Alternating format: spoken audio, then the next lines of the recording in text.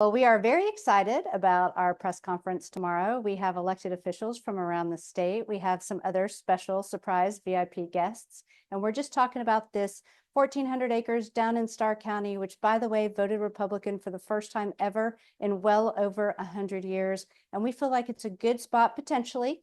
I know it's been a long time coming that you guys have been looking at purchasing this land. Now it's here. And what is your hope for how this land will be used? Well, our hope is several things. One, we've got the border wall under construction. That's been a long fight, so we're excited to get that going. Additionally, it's currently an agricultural lease, so of course we're growing food and necessary crops for Texas. And then thirdly, if we could contribute, and if the Trump administration needs a detention and deportation center so that as a last stop for these violent criminals who've been hurting our sons and daughters to get them off of our soil. The verifiable fact is this move is meant to step in the gap left by the Biden administration that refused to protect our border. And what we really want are the violent criminals off of our street who've been harming our sons and daughters. When you look at the parents suffering the terrible loss of their children, and they knew that there were multiple opportunities where law enforcement had these people in detention, and yet the ICE detainers were not honored, not enforced, and these people are allowed to walk out in the jail and perpetrate additional crimes. How do you look in those parents' eyes and say, this is something we should keep doing? In my opinion, that makes those people who continue to let those criminals out an accessory to those crimes. And what we want, again, is our communities to be safe, and these violent criminals that are here illegally, we want them off of our soil. We do not want to let them hurt our sons and our daughters anymore. And I do not want another parent to have to experience that pain. It did take a while to acquire this land. And so what was the holdup, and for how long have you been kind of eyeing this land for potential opportunity? Well, the property came to our attention almost 2 years ago, right after I was sworn in, when we were speaking to some of the Facilities Commission folks who noted that we had a problematic piece of land that was always at the top of the crime statistics, always terrible things happening here.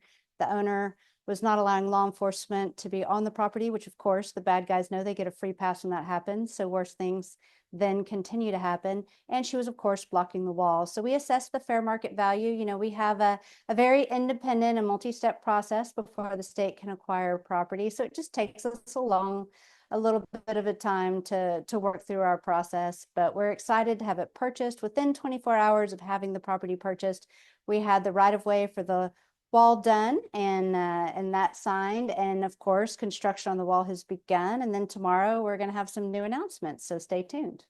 Yes, and that was kind of my next question. We had heard that construction of the wall was already starting, and so that is the case. Yes, in fact, our press conference tomorrow, it will be set against the backdrop of the portion of the wall that has already been built. So we are very proud of the contractor there who's really getting in and getting it done.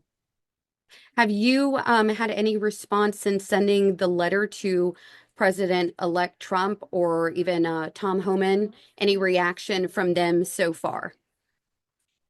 We have not had a direct conversation, but we have seen Tom Homan's public response that they will definitely be looking at the land that Texas is offering. And again, we're just offering it up to see if we can be good partners, whatever works for them. And our priority is literally getting these violent criminals who've been hurting our sons and daughters off of our soil.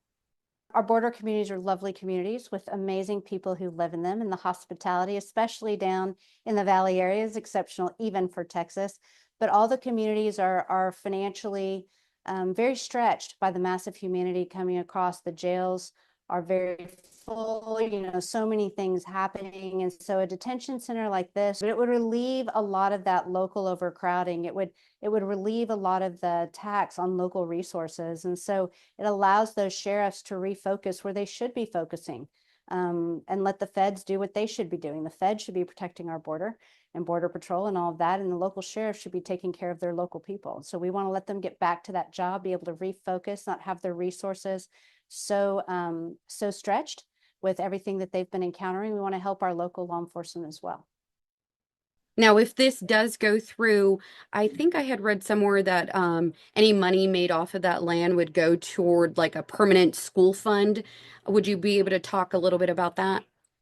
Yes, you know, we generate revenue for the permanent school fund, the $56 billion fund that is the oldest and largest sovereign wealth fund servicing education in the country. And so we anticipate there would be a ground lease on this property, and that will benefit the school children of Texas in more than one way.